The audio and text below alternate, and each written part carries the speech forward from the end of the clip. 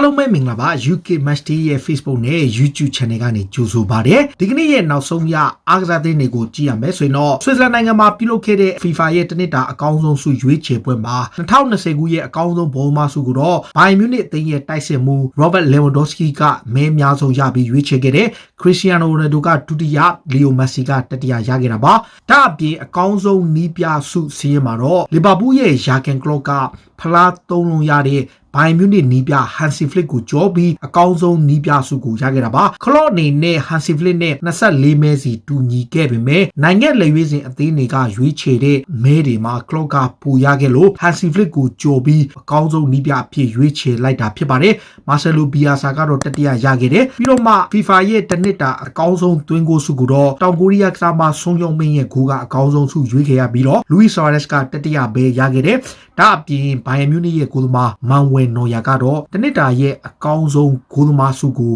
ရွေးချယ်ခံရတာပါ FIFA ဘက်ကအင်္ဂလန်လက်ရွေးစင်အသင်းရဲ့အမျိုးသမီးနောက်ခံလူ Lucy Brown ကအမျိုးသမီးအကောင်းဆုံးဆုရပြီးတော့ Netherlands လက်ရွေးစင်အသင်းနီးပြကနေအင်္ဂလန်လက်ရွေးစင်အသင်းနီးပြအဖြစ်ကင်တွယ်တော့မဲ့သူကအကောင်းဆုံးအမျိုးသမီးနီးပြဆုကိုရတာပါဒါအပြင် FIFA ဟာ Marcus Rashford ကိုလည်း Foundation လို့ခေါ်တဲ့ FIFA ရဲ့အထူးဆုကိုပေးလိုက်တဲ့ FIFA ကအခုလက်ရှိမှာ Marcus Rashford လုပ်နေတဲ့ Charity အတွက်ကိုပါသူတို့က American Dollar 3သိန်းထိထည့်ဝင်လှူဒန်းမယ်ဆိုပြီးတော့ဂရုပြုခဲ့တယ် FIFA ရဲ့အကောင်းဆုံးဆုတွေအပြင် FIBPro ကရွေးချယ်တဲ့အကောင်းဆုံး17ယောက်ဆုကိုရွေးချယ်ရမှာတော့နည်းနည်းလေးတော့ surprise ဖြစ်တယ်အကောင်းဆုံးဂိုးသမားဆုရတဲ့ Manuel Neuer ကိုကြိုပြီးတော့ Alisson Becker ကဂိုးသမားနေရာမှာရွေးချယ်ခံရတယ်နောက်တန်းမှာတော့ Trent Alexander-Arnold Sergio Ramos Virgil van Dijk နဲ့ဟိုဘက်က Alphonso Davies ပါလာတယ်ကွင်းလယ်မှာတော့ Thiago Alcantara Kevin De Bruyne နဲ့ Joshua Kimmich ပါဝင်ခဲ့ပြီးတိုက်စစ်ပိုင်းကတော့ Cristiano Ronaldo ရဲ့ Messi နဲ့ Robert Lewandowski တို့ရွေးချယ်ခံရတာပါဒါက professional ဘောလုံးသမား1000ခွဲကျော်ကရွေးချယ်မဲပေးတဲ့အကောင်းဆုံးအသင်းလည်းဖြစ်ပါတယ်အကောင်းဆုံးသွင်းဂိုးဆုရထားတဲ့ Tottenham Hotspur ရဲ့ကစားမဆွန်ယောင်မင်းကိုအဲ့ပွဲမှာအစစ်အဖြစ်ဖန်တီးပေးခဲ့တဲ့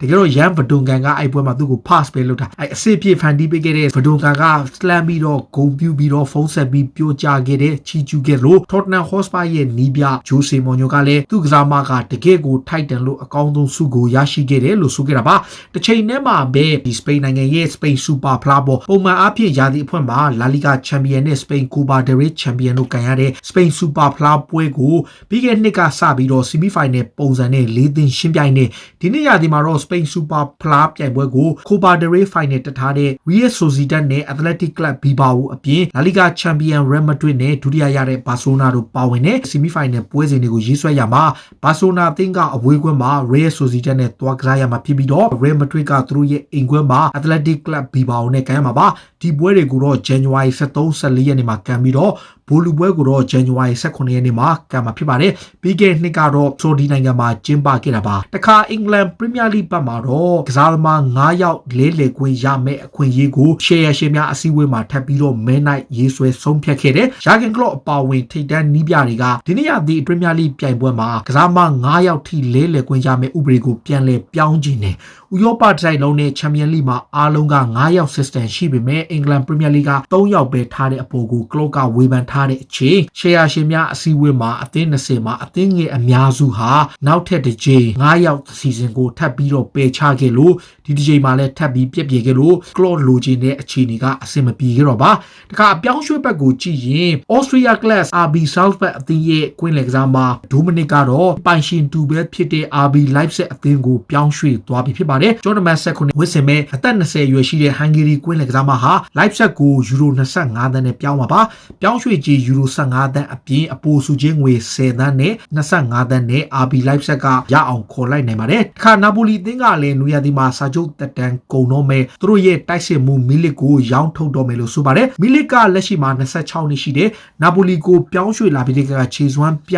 နေပေမဲ့စာချုပ်တက်တန်းကုန်ဆုံးမှာဖြစ်လို့သူ့ကိုကလပ်အသင်းကသိမ့်မသုံးတော့ဘူးဆိုတော့2016ခုနှစ်တည်းကရောက်လာတဲ့သူဟာလက်ရှိမှာတော့နာပိုလီကနေရာသီကုန်မှာထွက်မယ်နာပိုလီကတော့ယူရို15သန်းရရင်ရောင်းချမယ်လို့ဆိုထားပြီးတော့ Juventus အသင်းကစိတ်ဝင်စားတယ်ဆိုပြီးသတင်းတွေမှာထွက်ပေါ်နေတာပါမီလစ်နေနဲ့တော့နာပိုလီအသင်းမှာ122ပွဲမှာ48ဂိုးသွင်းယူထားသူလည်းဖြစ်ပါတယ်တခါ Atletico Madrid ကလည်းကွင်းလယ်ကစားမဆာဦးကိုကလပ်ရဲ့ယိုဂျီစာချုပ်သတ်မှတ်ထားတဲ့အတိုင်းပေးမဲ့ကလပ်တွေကိုရောင်းချမယ်လို့ဆိုပါတယ်ဒီကိုအနေနဲ့သူတို့ရဲ့ကွင်းလယ်ကစားမဆာဦးကိုပေါင်132တန်းထိယိုဂျီစာချုပ်သတ်မှတ်ထားတာပါပြီးခဲ့တဲ့စောင်းရာသီနဲ့နွေရာသီတုန်းက Manchester United ကခေါ်ဖို့လုပ်နေတဲ့အချိန်ချို့ report တွေမှာတော့ Premier League ကလပ်ကပဲ Manchester United ကနောက်တစ်ကြိမ်ခေါ်ဖို့ကြိုးပမ်းပွဲရှိတယ်ဆိုသတင်းတွေမှာဖော်ပြထားလို့တီကိုဘက်ကတော့ပြောင်းရွှေ့ကြီး132တန်းပေးရင်တော့ရောင်းချသွားဖို့ရှိတယ်လို့ဆိုပါတယ်။ခါဘိုင်မြူနစ်အသင်းရဲ့ဥက္ကဋ္ဌဖြစ်သူရူမီနီဂီကတော့ကလပ်အသင်းအနေနဲ့ကီလီယန်အမ်ဘပ်ပေကိုခေါ်သွားမှာမဟုတ်ဘူးလို့ဆိုလိုက်ပါတယ်။ဂျာမန်မီဒီယာတွေမှာဖော်ပြမှုတွေအရကီလီယန်အမ်ဘပ်ပေဟာ PSG ကနေထွက်ပြီးတော့ဘိုင်ယန်မြူနစ်ကိုရွေးချယ်ပွဲရှိတယ်လို့ဆိုထားတဲ့အပေါ်ကိုသူကညှင်းဆိုထားပြီးကျွန်တော်တို့မှာထိပ်တန်းဆင့်ရှိတဲ့ကစားမတွေရှိတဲ့အတွက်ကြောင့်အမ်ဘပ်ပေကိုအလိုမရှိဘူးလို့ဆိုတာပါ။ကစားမကိုယ်တိုင်ကတော့Real Madrid အသင်းကိုပြောင်းရွှေ့ဖို့အလိုရှိတယ်လို့ဆိုတာပါ Chelsea အသင်းကလည်း34နှစ်အရွယ်ရှိတဲ့ဝါရင်တိုက်စစ်မှု Olivier Giroud ကိုအသင်းမှာဆက်ထိန်းထားဖို့ကြိုးစားမှာဖြစ်တယ်လို့နောက်ထပ်စာချုပ်သစ်ကိုပါကမ်းလှမ်းဖို့ရှိတယ်လို့ဆိုပါတယ်ဒီနေ့ရာသီမှာ Chelsea အတွက် Champions League မှာ4ဂိုးအပါအဝင်5ဂိုးသွင်းထားသလိုဒီဘက်နောက်ပိုင်းပွဲတွေမှာအရေးပါတဲ့သွင်းဂိုးတွေသွင်းနေသူပါ Giroud အနေနဲ့34နှစ်ရှိပြီးစောင့်ရသည့်ဈေးကွက်မှာအသင်းကထွက်သွားနိုင်ပေမဲ့လမ်ဘတ်ကသူ့ကိုဆက်ထားခြင်းအကြောင်းစာချုပ်သစ်ချုပ်ဆိုပွဲရှိတယ်လို့ဆိုတာပါကလပ်အသင်းဘက်ကသူ့ကိုစာချုပ်တိချုပ်ဆိုဖို့ကမ်းလှမ်းမှုတွေကိုမကြာမီချိန်တွေမှာပြုလုပ်ပြီးနောက်ထပ်တစ်နှစ်သက်တမ်းရှိတဲ့ကမ်းလှမ်းမှုပြုလုပ်သွားမယ်လို့ဒီပြောကြားခဲ့တာပါ။ Chelsea ရဲ့နီးပြ Frank Lampard ကတော့ Everton နဲ့ Wolverhampton နဲ့အဝေးကွက်မှာရှုံးခဲ့တဲ့ပွဲစဉ်တွေလိုမျိုးနောက်ထပ်သူတို့ရှုံးလို့မရတော့ဘူးလို့ဆိုလိုက်ပါတယ်။ဒီနေ့ရာသီတွင်းမှာ Chelsea အနေနဲ့အသင်းငယ်တွေနဲ့ပွဲမှာအမှတ်တွေရယူနိုင်ထားပေမဲ့အဆင့်30အထက်ကအသင်းတွေနဲ့ပွဲမှာနိုင်ပွဲပျောက်ဆုံးနေတာပါ။ Lampard ကဒီလိုမျိုးထပ်ဖြစ်လို့မရတော့သလိုသူတို့အသင်းအနေနဲ့ဒီလိုပွဲစဉ်တွေမှာဒီထက်ပို concentrate ပြီးတော့ရလက်ကောင်းရအောင်စွမ်းဆောင်ရမယ်လို့ကစားမတွေကိုသူကသတိပေးလိုက်တာပါအာဆနယ်အသင်းရဲ့ဂန်ဝင်ဂိုးသမားကြီးဒေးဗစ်စီမင်ကကလပ်အသင်းအနေနဲ့မီခဲအာတတာကိုစောင့်ရသည့်ဈေးကွက်မှာကစားမတွေဝယ်ယူဖို့ပတ်စံထုတ်ပေးရမယ်လို့တိုက်တွန်းလိုက်ပါတယ်အဓိကအာတတာအနေနဲ့လိုအပ်တဲ့ကစားမအချို့ကိုဖြည့်တင်းပြီးတော့လက်ကျန်ရာသီမှာအကောင်းဆုံးပုံစံနဲ့သူကပြောင်းလဲပေးနိုင်လိမ့်မယ်လို့ဒေးဗစ်စီမင်ကယုံကြည်ဆဲဖြစ်နေတာပါချိန်ထဲမှာအာဆနယ်အသင်းရဲ့အသင်းကောင်းဆောင်အဘမီယန်ကတော့ကလပ်အသင်းကနောက်ပိုင်းပွဲစဉ်တွေမှာဒီထက်ပို serious ထားပြီးပိုအာယုံစူးစိုက်ပြီးတော့အနိုင်ရဖို့ကြိုးပမ်းရတော့မယ်လို့ဆိုလိုက်ပါတယ်ဆောင်းတန်းတဲ့ပွဲမှာတီးကြခဲ့သလိုအသင်းကောင်းဆောင်တိုက်စစ်မှုကိုယ်တိုင်ဂိုးပြန်သွင်းနိုင်တဲ့အချိန်သူတို့အသင်းအနေနဲ့လက်ကျန်ပွဲစဉ်တွေမှာရလက်ပိုင်းတွေကောင်းဖို့အတွက်အစွမ်းကုန်ကြိုးစားရတော့မယ်လို့ဆိုလိုက်ပါတယ်ချိန်ထဲမှာပဲအာဆနယ်အသင်းရဲ့ဂိုးသမားဘန်လန်တို့ကတော့အခုဖြစ်ပျက်နေတဲ့ရလက်ပိုင်းတွေဟာနီးပြမီခဲအာတီတာကြောင့်မဟုတ်ပဲကစားမတွေမှာသာအဓိကတာဝန်ရှိတယ်ကစားမတွေရဲ့စီးကပိုင်းဆိုင်ရာစိုးဝါနေမှုနောက်အသင်းရဲ့ပွဲစဉ်တွေကိုအာယုံစူးစိုက်မှုနည်းတော့ကြောင်းအခုလိုမျိုးရလက်တွေထွက်ပေါ်နေတဲ့အပေါ်ကိုကစားမတွေကိုဝေဖန်ခဲ့တာပါတခါ Manchester United အသင်းကလည်းဟိုတနေ့ကကစားခဲ့တဲ့ Premier League ပွဲမှာ Sheffield United ကို3ဂိုးတခုနဲ့နိုင်ခဲ့တယ်။အဲ့ပွဲဟာ United အတွက်အဝေးကွင်းမှာ Premier League 10ပွဲဆက်နိုင်ခဲ့တာပါ။ဒါ Premier League သမိုင်းမှာတော့10ပွဲနဲ့အထက်နိုင်တဲ့၄သင်းမြောက်ဖြစ်လာတယ်။1960က Tottenham Hotspur အပြင်နောက်2008က Chelsea က17ပွဲ2019 Pep Guardiola ရဲ့ Man City က17ပွဲနိုင်ထားတာ United နဲ့ Solskjaer တပွဲနိုင်ဖို့လိုသေးတယ်။ဒါအပြင် United ကအဲ့ပွဲမှာ2ဂိုးနဲ့2ဂိုးအထက်သွင်းနိုင်တဲ့အဝေးကွင်း10ပွဲဆက်မှတ်တမ်းဝင်တယ်။ဒါကတော့1960ခုနှစ် Tottenham Hotspur တင်ထားတဲ့စံချိန်နဲ့တူခဲ့တာပါ United အတွက် FIFA ကချီးမြှင့်တဲ့ FIFA Foundation ဆုကိုပူနွေးရထားတဲ့ Marcus Rashford က Sheffield နဲ့ပွဲမှာခြေစွမ်းပြပြီး2ဂိုးသွင်းတယ်ဒါဟာဒီနေ့ရာသီအတွင်းမှာသူအဝေးကွင်းမှာကြီး9ဂိုးသွင်းနိုင်ခဲ့လို့အိမ်ကွင်းမှာမဟုတ်ပဲသူ့ရဲ့ Premier League 9ဂိုးလုံးကဝေးကွင်းမှာသွင်းခဲ့တာပါ Rashford အတွက်တော့ Solskjaer လက်ထက်မှာပဲသူ42ဂိုးထိသွင်းနိုင်ခဲ့တာပါ Sir Alex Ferguson နောက်ပိုင်း Premier League မှာ Manchester United နီးပြတယောက်ထဲလက်အောက်မှာပဲ42ဂိုးထိဂိုးများဆုံးသွင်းထားတာပါတစ်ချိန်တည်းမှာပဲ United ရဲ့ Argentina ကစားမတွေဖြစ်ကြတဲ့ Marcos Rojo နဲ့ Sergio Romero ကတော့အသင်းကထွက်ခွာဖို့ပြင်ဆင်နေပြီးတော့မကြာမီချိန်တွေမှာပြောင်းရွှေ့တော့မယ်လို့ဆိုပါတယ်နောက် Manchester United အသင်းရဲ့ကန်ဝင်ကစားမဟောင်းဖြစ်တဲ့ဒါဘီအသင်းမှာကင်တွယ်နေတဲ့ Wayne Rooney ရဲ့သားဖြစ်သူပေါ့ခိုင်ကအခု United Academy မှာအသက်17နှစ်နဲ့စာချုပ်ချုပ်ဆိုလိုက်ပြီဖြစ်ပါတယ်။ United ကိုစတင်ပြောင်းရွှေ့သွားတဲ့အသက်17နှစ်အရွယ်ရှိတဲ့ Rooney ရဲ့သားက Academy ကနေစပြီးကျူးပနေတာပါ။ Liverpool ရဲ့နီးပြ Jurgen Klopp ကတော့သူတို့အသင်းမှာဒဏ်ရာပြဿနာတွေရနေတဲ့ကစားမတွေကိုစပြီးတော့တီးပေးလိုက်တယ်။ဒီကကွင်းလက်ကစားမထီယာကိုအခန့်ထားတာလက်ရှိမှာ training ပြန်ဆင်းနေပြီးအသင်းအတွက်အရေးပါတဲ့ကစားမအဖြစ်မကြာမီပြန်လာမယ်လို့ဆိုထားလို့နောက်ခံလူဂျိုးမာတစ်လည်းပြန်ကောင်းနေပြီးမကြာမီချိန်တွင်းမှာ training ပြန်ဆင်းနိုင်တော့မယ်လို့ဆိုထားပါတယ်။ Liverpool ကအလိုမရှိဘဲအရန်ဖြစ်နေတဲ့တိုက်စစ်မှု Divock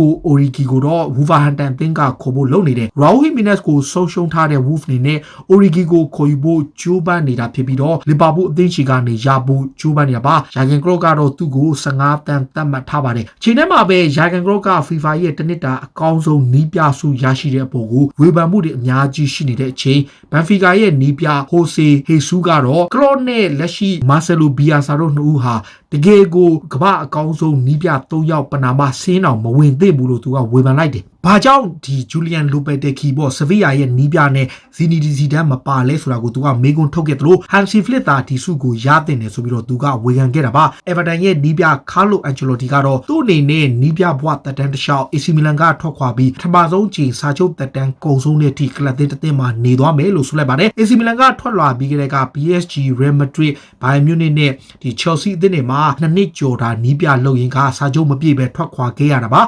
2024ထိစာချုပ်တက်တန်းရှိတဲ့သူကစာချုပ်တက်တန်းကုန်တဲ့အထိဆက်နေမယ်လို့ဆိုပါတယ်က IS အသင်းကလည်း Messi ကိုနောက်ခံလို့ Everest ကိုရောင်းတော့မယ်သူ့ကို Manchester City ကစိတ်ဝင်စားနေသူ23နှစ်အရွယ်ရှိတဲ့ကစားမကိုယ်တိုင်ကလည်းအသင်းကထွက်ခွာဖို့ပြင်နေတဲ့ဖက်ဂွာဒီယိုလာကသူ့ရဲ့အခြေအနေကိုစောင့်ကြည့်နေတာပါဂွာဒီယိုလာနဲ့လင်းနဲ့လက်ရှိမှာတော့ဒီနေ့ရာသီအတွင်းမှာ West Brom နဲ့ပွဲအပါအဝင်နောက်ထပ်ရှုံးပွဲနဲ့သီပွဲတွေထပ်ပြီး slip ဖြစ်လို့မရတော့ဘူးထပ်ပြီးတော့ချွတ်ချော်သွားလို့မရတော့ဘူးလို့ကစားမတွေကိုသတိပေးလိုက်ပါတယ်။လက်ရှိမှာတော့သူတို့ရဲ့အဓိကပြိုင်ဘက်လီဗာပူးကဇယားထိပ်မှာ28မှတ်နဲ့ရှိနေတဲ့အချိန်စီးတီးကရမှတ်20ပဲရှိတာပါ။10မှတ်ကွာခြားနေတဲ့အချိန်တပွဲရော့ထားတဲ့အနေထားအရသူတို့အနေနဲ့အနည်းဆုံး9မှတ်ထိလိုက်ရမယ့်အခြေအနေမှာစီးတီးအနေနဲ့နောက်ထပ်ပြီးတော့ချိုလို့မရတော့ဘူးဆိုပြီးတော့ပရီးမီးယားလိချန်ပီယံဆုအတွက်ကစားမတွေကိုသတိပေးခဲ့တာပါ။ဒါတွေကတော့စိတ်ဝင်စားစရာနောက်ဆုံးရအားကစားသတင်းတွေကိုတင်ဆက်ပေးတာပါ။ခုလိုမျိုးစိတ်ဝင်စားစရာအားကစားသတင်းတွေကိုနားဆင်နေတဲ့ကြည့်ရှင်တော့ UK Match Day ရဲ့ Facebook နဲ့ YouTube channel ကို follow လုပ်ကြပါလို့တောင်းဆိုရင်းနဲ့ဒီကနေ့စီစဉ်ကိုဒီမှာပဲဆုံးသက်ပါစေအားလုံးကိုကျေးဇူးတင်တော့